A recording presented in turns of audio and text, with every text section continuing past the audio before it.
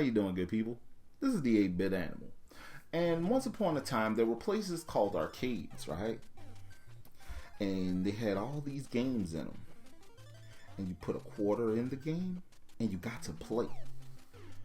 Either for an amount of time, or they gave you like 3 lives, or something like that. And all of these games were fantastic. You had stuff like Pac-Man, and Space Invaders, and Galaxian, and Galaga, and today's game. And they all brought something different to the table in a way. Well, today's game is probably one of the more different of all of them. It's originally from 1982, and it was published by Gottlieb. Gottlieb is most known for like pinball machines, I want to say. But this game is particularly interesting because the controls are really wonky and weird, but they work. And your main character is a little orange fella. And if you get struck by an enemy or something, he reacted in a way that proved quite controversial because nobody knew if he was yelling at us, speaking in a foreign language, or cursing us out. It was published on the NES about 1988-89 by Konami's other label, Ultra Games. Today, we're going to take a look at Q Bert. Now, the object of Q Bert is pretty easy, pretty simple.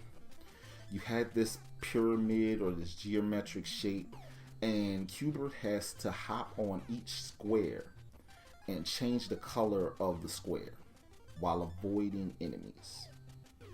And once you change them all to the same color, you move to the next level. Sometimes you have to hop on stuff twice, stuff like that. Well, when Q Bert gets hit by an enemy, a little speech bubble pops up, and it has all these little squiggly lines. And we've always denoted those squiggly lines to mean a swear word in like comic books and stuff like that. For Q Bert, though, we never necessarily knew. We assumed, but we didn't know. Especially after the release of Wreck-It Ralph, because Ralph told us that this was a foreign language and that he spoke Q-Bertese.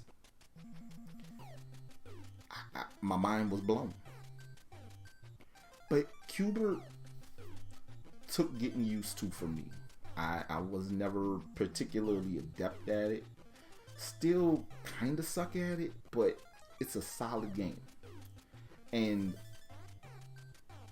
it's a game that, while it's a bit tricky, people love it. There are communities of gamers that love Q Bert, and every time a new port of Q Bert is released, they flock out to pick it up. Not as many as Pac-Man, but still a devoted fan base.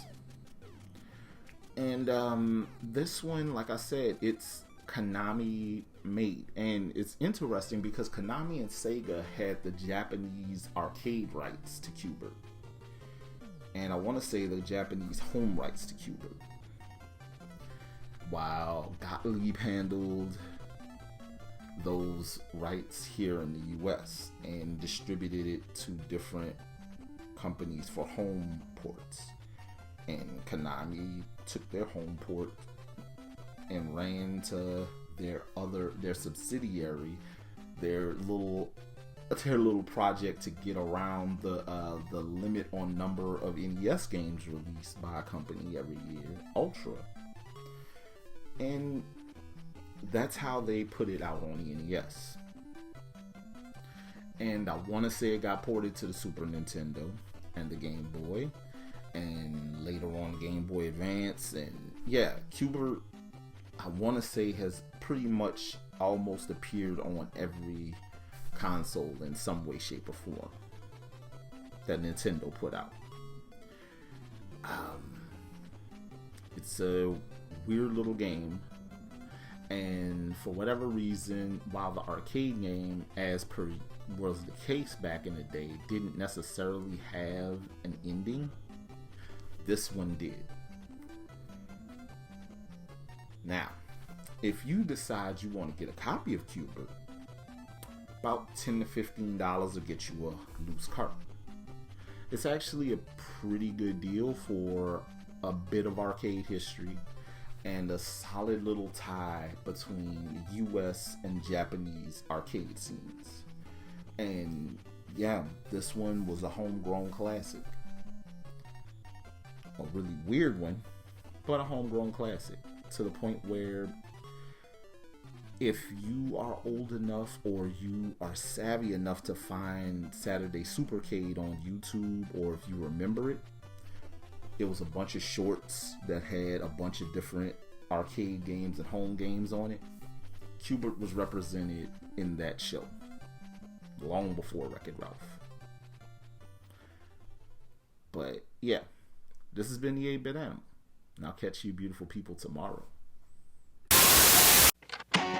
Take a cue from the cube. Hey, it's Q Bert.